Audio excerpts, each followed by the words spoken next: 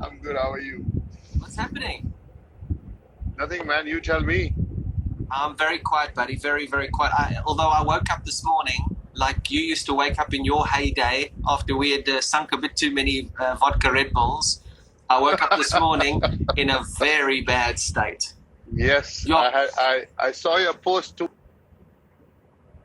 many red wines, huh? but the thing is, I'm training so hard at the moment, and on Saturdays I have cheat days. So we had I had a burger and fries last night, and then I became very friendly with an Italian red wine and a South African red wine. This morning wasn't fun when the kids came and knocked on the door at 6:25. I was like, what day is it? How was lockdown, buddy? Not so good. But I heard England has been pretty bad. India is pretty bad too. But the thing is that a little bit of movement has started around the city, and it's hard for people to just stay at home because um, in India the rich are very rich, the poor are very poor, and it's hard for them. People like some people have one bedroom flats Yeah. just to stay at home, and it's a lot of chaos in the country. It's a big country. The bigger the country, the harder to manage. But we're doing well. Hopefully, the cases start to go down and things get better for everybody around the world. I heard about England that they had a hospital for. I'm not sure if the news is correct. That they had a hospital for coronavirus, and there's only 20% occupancy there. Yeah, mate. So that was a couple of I reckon that was about 6 weeks ago. There was the Nightingale hospital that was built. I think they built about 6 or 7 around the country. Hey, are you on Wi-Fi or are you on 4G? Wi-Fi. Okay. Is it stopping? It's not great, but yeah, you're blurring a little bit. It's okay. But yeah, the Nightingale Hospital was built, and then they didn't have as high an occupancy as I think that they thought they were going to have. And the numbers seem to be coming down a little bit now, but everybody sort of went back to work. Well, not everybody, but a small percentage of the population started to go back to work during the week. We were allowed to play golf, and I mean, surprise, surprise, I haven't hit a golf ball on a golf course yet because I'm not so sure, but the weather's going to be so beautiful.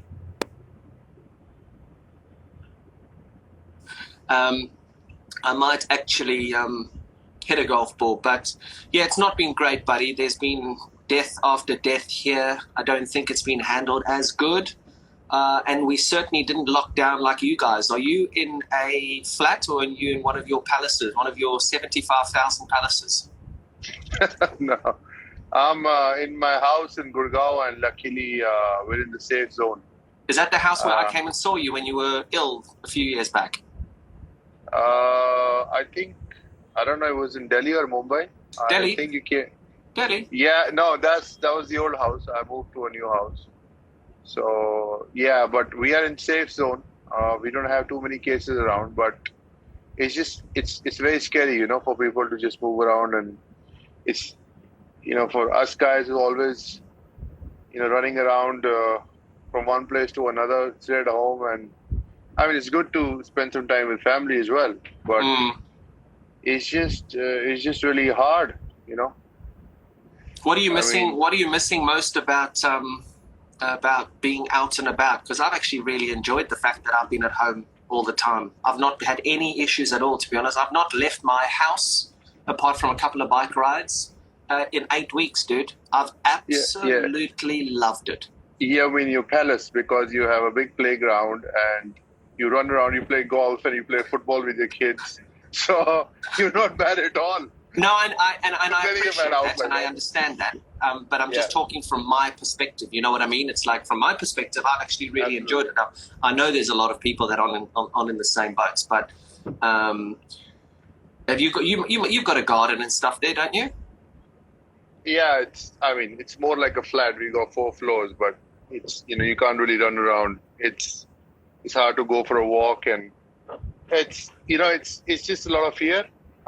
It's so you just like not able to get out. But as you said, you've spent a lot of time with your family. It's been good for you. It's actually been good for me as well, because I've spent a lot of time with my wife. and my mom and my younger brother at home. So we've been working it out, and it's been actually good for us spending time with the family. Because when you're in the park, you spend years and years playing cricket, and you miss so many festivals. You miss so many things celebrating with your family, and you actually realize those moments now when you're in lockdown with them.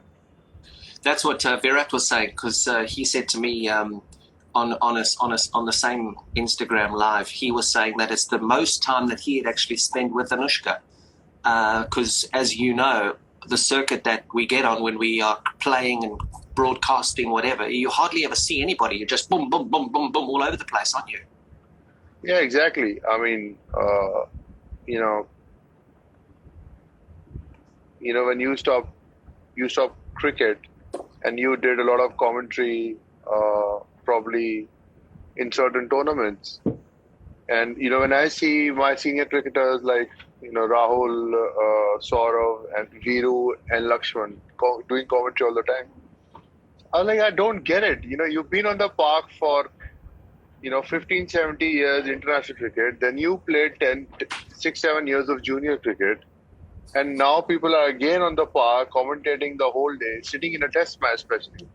I don't know, I have no chance that, after playing for so many years, sit and talk about cricket before I take a break. Come and join me in the studios in Star. Come and join us in the IPL. Come and commentate with us, man. Come on.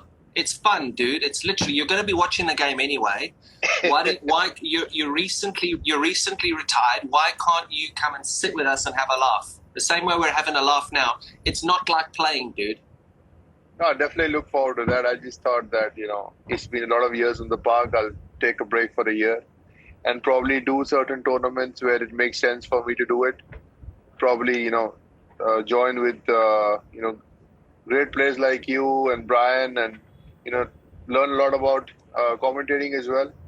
Because I'm not really right now, I'm not really sure how I will do as a commentator. So I think it's going to take time for me to be in that mindset where I'm going to come on television and talk about cricket. So probably learn from you guys a bit. Yeah, but the thing is, the key to commentary is what you say. Yes, it is about the articulation of how you say it, but it's what you say and your relevance to the game. Being recently retired, knowing exactly what the Mumbai Indians, for instance, are saying about death bowling, you can bring so much more experience and so much more knowledge to the viewer about how the Mumbai Indians bowl at the death than any of us could. I mean, I'm 2 years retired now. There's a lot of guys there that are 20 years, 25 years out of the game, and it's that freshness of your idea to tap into exactly how the players are thinking these days. I mean, you don't have to be a motor mouth and go. You just, right, this is what's happening, this is how it's happening, and people guide you through it. I mean, actually, in the commentary world, the guys are such nice people, lovely people. Yeah, I mean, once you retire, they all are nice. They don't have anything to say to you because they stayed on the field all these years. So I guess there's a problem. Yeah, so I understand what you're saying. I understand, experience would be great, but I just thought I'll take some time off from the game and spend some, time with my family and hopefully become a father and then probably come back on the park. So I just don't want to hurry myself where, just come back and you're like, oh, again I have to talk about cricket. So how old are you now? You don't want to ask that once somebody's retired. I'm 38. Yeah, I'm 40 next month. Yeah, I mean, it's one day you're going to be 100, I'm going to be 98, so we're going to look the same. Yeah, I'll get to my 100 before you, like I always did. Oh, yeah, you got too many of them, bro. You got too many. Yeah, because I wasn't facing your rubbish as often as often as you wanted to bowl to me. Listen, a part of your email address was once upon a time, it had pie chucker in it, didn't it? It's still my email address. I remember when you made that statement about my bowling. First of all, I didn't feel bad. I actually laughed because I always looked at my bowling like that. But you actually put it right in words and how you felt facing me. that it actually comes out like a pie. So I laugh so much because over the years I would not put it into words. And I was like, everybody said, oh, you bowl really well. I said, no, I'm a part-time bowler. And when you put my name as Pai Chaka, I'm like, yes, that is what my bowling is. And exactly, I made an email of, I won't say the email live on Instagram, but I still have the Pai Chaka email, and all my friends mail me on the same address. So I still have it. It's my favorite email address. Really? Yes. How cool is that? It is. I think it's a lot of my friends. Every time I meet them, they call me, "Hey, Pai Chaka, what's up?" I mean, it's a pretty cool thing. But I mean, did you run in bowling to me thinking, I'm going to just knock him over? Any ball now, I'm going to knock him over. The thing is that when you know somebody hits your bowling, they don't want to get out to you. Yeah. And in that fear, even if they want to hit you, they block you. So I know you were like, I'm going to hit this guy out of the park. But now, we three down. I can't get out to him. I can't get out to him. So I think that was more of the fun. And I think we played against India just after we had played against Bangladesh or toured Bangladesh, and every freaking bowler. I think every person who served me room service was a left arm spinner. Every bloke who drove the bus was a left arm spinner. Then we had Shakib Al Hasan, and we had freaking.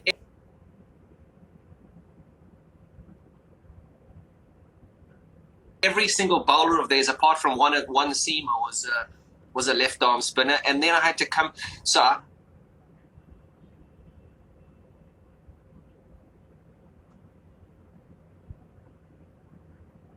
sorry, buddy, have you got me? Yeah, you were saying you failed a couple of times to spin. I failed a couple of times against Bangladesh, and then obviously, as you know, you've just mentioned it. The media start to. He's got a problem. Exactly. He's got a problem. He's got a problem. Yeah. And then I turned up against your muck, and I was like, oh my goodness. Now, if I get out to Yuvraj, I actually don't even think I can do a press conference. And then I think I was just so cross in one of the press conferences. He bowls pies. He bowls absolute pies. Chicken and mushroom, steak and kidney, vegetarian options. They all come out. Yeah, I think it was hilarious. But, I mean, you might have come from Bangladesh. I think you scored a great 100 at Mohali. And I remember, because I had got you out the previous test match, Mahi got me in with a new ball just to, irritate you. Yes. And I remember you wanted to hit every ball out of the park, but you were just like, you know what, I don't want to get out to him. And you just knocked it around, and he just got 100. So I think you were smart there. You know how stupid this is, right? I went and played a charity game in South Africa in January this year after the Newlands Test match, after England played against South Africa. I finished playing cricket in 2018. We played an England team versus a South African team, like ex-players. Graham Smith was captaining the South African team. They had Callis, Boucher, I don't know who else. Can you believe it, dude? I walked out to bat at 3 or 4. Graham Smith said, "Come on, you bowling." And I was like, oh, guess what kind of bowler he was? Pai Chaka. A fucking left arm spinner. I was like, oh my goodness. It is still haunting me. Yeah, you don't like to face pies, I know that. But still haunting me. No, but I think when you started reverse sweeping, and when you started switch hitting, I think you were probably one of the very few guys who started to switch hit. Obviously, reverse sweep is something a lot of players do really well. So does AB de Villiers. Do you think it actually helped you counter spin better? Mate, because I remember, sorry, I just want to cut you there, because I remember you were batting on the 90s against Sri Lanka, and I think Dilshan was bowling over to you. Yeah. And you were reverse sweeping him, and they got irritated and they were stopping the game, and you kept on reverse sweeping him. So you think that it helps to play spin better? Mate, well, you swept as well, didn't you? You swept prolifically. The one thing that completely messed me was DRS when Alim Dar gave out Sachin Tendulkar in Nagpur in a test match against Monty Panesar. And then we all looked at it and we were like, that's a great wicket. Panesar's just got out Tendulkar, but he was on the front foot. So how all of a sudden are you now starting to give LBWs off the front foot and they start tracking, and Hawkeye tracked it onto the stumps, and that's when it changed, when umpires started giving decisions on the front foot. And I was a big guy, so same as you, quite tall, big stride, and I was able to hit the ball through the leg side, bang, bang, bang. If I got hit on the pad, it was no problem. I then had to change the whole way I played, and thanks to our great buddy Rahul Dravid, who helped me change the way that I played to start hitting through the offside. I never really played the reverse sweep or the switch hit against left-arm spinners because you guys rolled the ball onto the stumps. You know what I mean? So you started you, Vittori, Shakib Al Hassan, Doherty from Australia, Paul Harris, South Africa. You guys just rolled it onto the stumps because of DRS. But the off spinners and the leg spinners, then I could have a bit of a ding-dong. I wanted to just quickly move on to the toughest time in your career when you conquered cancer. How tough was that for you, mate? I mean, I know I came and saw you when you were struggling in Delhi when we were on that tour. That must have been the lowest moment of your family's life, huh? Yeah, definitely. I think it's something that you can't really always express in words, like what the moment was. And unfortunately, the moment came when I was probably in the peak of my career, and we had just won the World Cup. I had to get to play.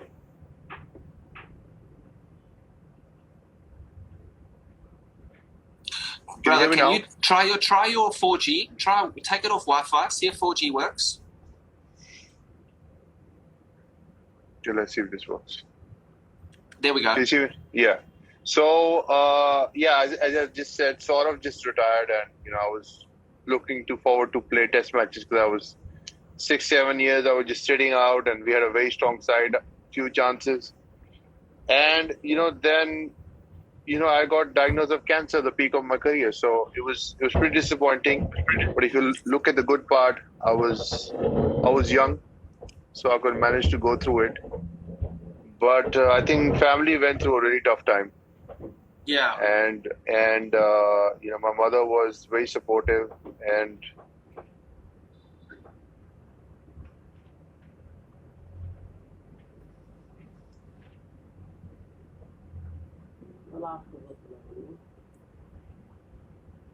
motivated for me to come back as well, because I thought that what I'm going to look forward to when I go back. I think it was reading a lot about Lance Armstrong really motivated me, and I came back.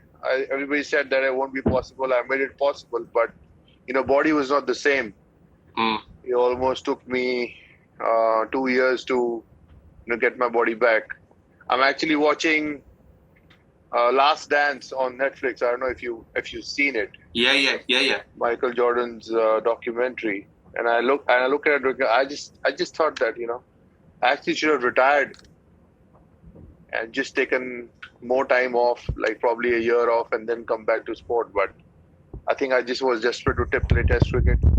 And obviously the body wasn't the same, so things didn't happen for me. But as I said, no regrets. You have to look forward in life. I'm a positive person. I wanted to get out of it and lead my life by examples. And eventually I came back and played a bit of cricket. Played for India, scored my highest one-day score ever. Yeah. So if you look at those positives, it's not bad. How did you get through it? What made your drive to get through it? Was it just the passion of playing for India and pulling on that blue jersey? Was that something that you always just thought about? I'm going to put on that blue jersey and I'm going to put on that blue jersey again. I want to play Test cricket again. I haven't fulfilled my talent as much as I should have. Was that your driving ambition? Absolutely. I think pretty similar thoughts that, I want to get back on the field and I'm going to, do it again. And, I'm not going to be that story where this guy gets diagnosed with cancer and he's about to die, but he saves his life and that's it for him. Because I was reading about other players who went through it. I wanted to be somebody like Lance, come back and win in big ways. But obviously then you read Lance's story and then you understand that, okay, maybe without this won't be possible. So, yeah, I mean, there's still a lot of motivation for me in there, but I just didn't want to be that story where, guys, I'm sick, my body's done, that's it for me, all the best. I was not that guy. I always wanted to, had that challenge of getting up and in tough times, and that's what I've actually learned from cricket. Actually, cricket has made me a better person, and from the ups and downs in my career, I've learned to bounce back. Yeah, and I think the nice positive message that has come out of this is the fact that sportsmen can unite, can't they? So it doesn't matter who you played against, when you played against them, in what country they played for, you can still support each other. Because I know you got a lot of support from all your players and all your competitors who ever played for England, the West Indies, Australia, Pakistan. I mean, a life is a life, right? So exactly, there's a lot more important things out there. Yeah, absolutely. I think people understand that about humanity. That end of the day, we're all humans, and in times like today, we need to support each other. We need to help each other. So I think I had a lot of love and support from all you guys and different players from different countries, and I think it made me feel special. It made me feel that I've done something good in my life, and probably that's the reason why I have so much of goodwill from a lot of other people. And move forward in life. I pretty much, everybody in their career has a lesson. It comes at a time where you need to decide what's next. Yeah. So I think, when you were at the brink of your career, I felt, you were 34. You could have played another 4 years because you went off field being the best. But I think, it would probably, that's what I want to ask you as well. What was going in your mind then that, this is it? Do I want to play more, or I'm leaving at my best? So, these are times where you're left alone in your mind, where you got to take that decision to carry on. Yeah, and it's tough, isn't it? I think people have to understand that sportsmen have emotions the same way as everybody else has emotions. I think what people don't take too seriously is how much it affects families when players are under pressure.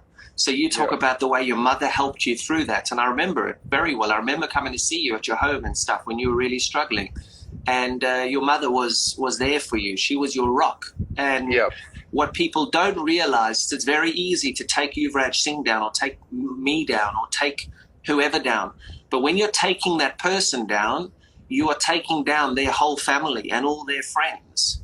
And some family members actually don't know how to deal with it because they love you for who you are. They don't care that you score hundreds for India. You wore that number 12 shirt with absolute pride. They don't care about me wearing 24 for England and scoring test hundreds at Lords. They didn't care. They care about the person, and they care about the individual. So a lot of these journalists and a lot of the way that people do get taken down, I don't think there is enough consideration for how much it affects families. Yeah, actually, as I just spoke about you when I was talking about Last Dance, Michael Jordan's, Who was I? Was I Michael Jordan? Was I Dennis Rodman? Who was I, UV? Combination of the two? I think you were Scottie Pippen. No, man, you definitely played like Michael Jordan. Yes, baby. On your day, you were special, no doubt about that. I would have loved to have been coached by Phil Jackson. Oh, actually, you know what, Phil? I'm going to Vegas for 2 days, baby. I'll see you later. I'm not playing against Yuvraj tomorrow. He knocked me over yesterday. I'm going to Dubai for a few days. Dennis Rodman is Hardik Pandya. That's who Dennis Rodman is. Oh my goodness. No, but I was coming back to, what happened to him. He was 31 years old and his father dies. And people start saying that because of his gambling issues, somebody attacked his father. And it took so much toll on him that he left the game. The best player in the world left the game, started playing baseball and went through so much of crap through media, and then, cleared his mind and came back. The media and the people, they don't realize what they do to you mentally. Exactly right. Exactly. And I mean, I know I'm a broadcaster and I'm in the media and stuff now. And, but you always try and, I mean, I suppose when we talked about commentary earlier, when you are commentating, you have to be able to back up a negative with evidence. So if you say he's played a bad shot, it's like, why has he played that bad shot? What is he thinking about? Should he have played that bad shot? But like, I like to just call it sometimes. I remember calling quite a few games and going, you know what, the shot was on. He was caught at mid-on. He just didn't hit it well enough. It is what it is. He should have hit it out of the stadium, but he just didn't hit it well enough. It just hit the inside of the bat. And I mean, you try and call it that way, but I suppose keeping to the humour side. What did Freddie say to you before you proceeded to knock Broad all over KwaZulu-Natal in Durban and gave all of us boundary riders physiotherapy for the next 6 weeks? What did he say? I got asked this as an interview last night, and I was like, I don't know what Freddie said. I think Freddie said in the interview, obviously, you can't really have a conversation about exactly what he said.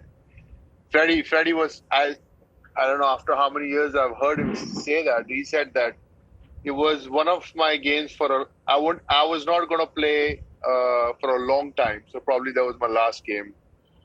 And he said we were getting hit everywhere and I wanted to blow some steam off. And Yuvraj came in the picture. So basically what I think is that Freddie actually bowled two really good balls. Like he bowled one back of length, which mishit, went for a boundary. And he bowled a Yorker out of stump, which I was able to hit for a boundary. And then took a single, and he told me, dash, shit shots. I was like, sorry, Freddie? He's like, shit shots. It's very elaborative. So I said the same thing back. And he said, I am going to cut your throat off. And I went back at Freddie, with the bat, and I told him that, you know where this bat is going to go, right? Come. So we actually got into a serious argument, and it was really funny of Freddie.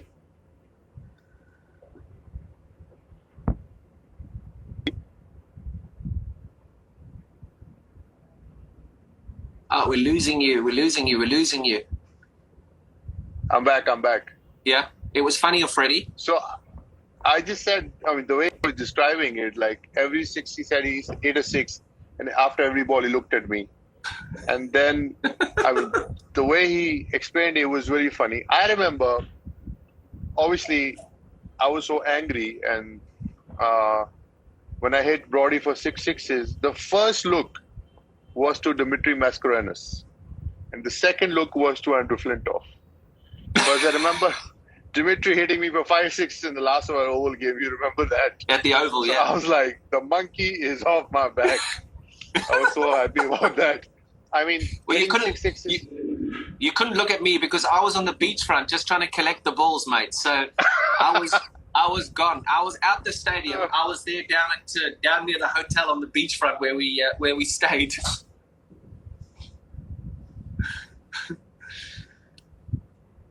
Yeah, it was one of those games which I think we all will remember. What are you involved in business wise now, mate? I know We Can is something that is very, very close to your heart. Yeah, definitely. We started to, We Can charity started to do treatments for younger kids now. We have about 35 children who we treat almost every 2 or 3 months. So, treatment was the biggest concern for us, and it takes, you need a lot of funds to treat young children. And then obviously, the businesses around you, weekends for fashion, sports, now hopefully getting into health and wellness. I mean, it's a slowdown for business at the moment around the world. But I think once the lockdown is over, probably going to go full strength on the businesses and the charity. It's something that I look forward to, something I feel that, I'm going to do. I can give something back to the society. Something is very close to my heart. And probably make a big brand out of it one day and be proud of it. Like you've done with the Rhinos. Yeah, we try. What about coaching, brother? We talk commentary. What about coaching? Is coaching something that you might have a look at? Is like franchise cricket, being a mentor for an IPL franchise, attractive to you or not? I'll probably start with that. I'm very keen on coaching. I'm more keen on coaching than commentary because I think I have a lot of good insight for limited overs cricket to tell younger kids about mindset. Down or 5 down, what is your mindset going to be when you're batting?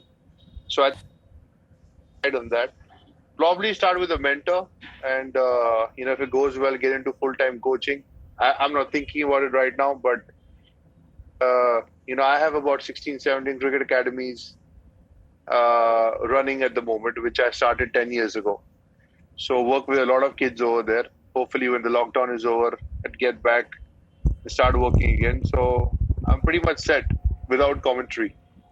But I'll get you in the commentary box. I will get you in the box. Don't you worry. I'm all over it. I'm going to get you. I've spoken to Star. I'm all over it. I'm going to get you.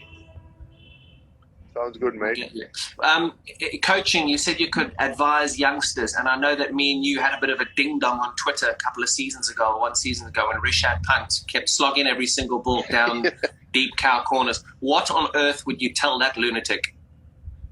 My friend, he was playing the 5th ODI game of his career when he hit that shot. Say what? Say it again? He was playing the 5th ODI game of his career, that shot he played. I mean, everybody was pissed at the shot. But the point is that it's bad thinking on the coaching staff, on the team management, to bring in a guy who's played 5 ODIs or 7 ODIs. You're playing a World Cup, goddammit. You can't play a guy who's playing 5 ODIs. Nothing is Rishabh Pant. Nothing against Vijay Shankar. But you need some kind of experience. You thinking, okay, what happens if Rohit and Virat gets out one game? So it was like, I was watching the game and my flight landed in India was like 4 or something. And he blocked 2 balls. And I said, this is not looking good. And third ball straight into the hands of Vijay because experience is not there. If he would have played about 40, 45 ODIs, he probably would have taken a single and gone the other side. So we did not plan it really well, my friend. It was bad planning. Yeah, but you say that he's only played his 5 one-day internationals, but IPL cricket is like an international every single time you go out and play. So there is the experience of playing in big crowds, right? My friend, there is experience of playing big crowds, but when you're playing an IPL for 20 overs, where you have the authority to go big at any time, and then you're playing a 50-over game where you don't have authority to hit it when you can. There are times where you feel like hitting the ball, but you say, no, I'm going to take a single, I'm going to the other end. So the mindset clearly was very different. T20 is very different for 50 overs. So that was completely not there. If the IPL was 50 overs for last 10 years, and he would have played 3 IPLs with 100 matches of experience under his belt, he would have taken a. So I just feel that, honestly, the guys played a bad shot. We played a couple of bad shots entirely a career. But compare yourself when you came in the side playing 5 ODIs I went 100. I think I played. I think I will, Yuvraj, quickly. I think I went 100, 100, 100 against South Africa when I came in. No doubt about that. But I'm just saying your mindset after 50 games or 50 test matches. Yeah, you're a lot more experienced. Yeah. I remember talking to you about test matches, and you clearly told me that, the best way to bat in test matches is bat session by session. Yeah. You know how you need to bat in every session. You said if the ball, it's time for you to smack it. Like I remember your innings at Lords. You were seaming around, and Zach was getting the ball away and in, and suddenly after lunchtime you just smacked everyone. So I don't think you would have that mindset after playing 5 test matches. You probably would have learned after a few test matches. You definitely how to build your innings. Yeah. So in such a big stage, you need that learning experience. Yeah. No, I agree. Experience comes with playing, and I suppose experience comes also with failure. So learning to fail, understanding failure, learning. And I think from my side, I just see the guy with so much flipping talent. Like, the guy is a freak show. Some of the stuff he does is freakish. But when you see somebody who's a freak show and he consistently makes the same mistake, I suppose that's where my frustration came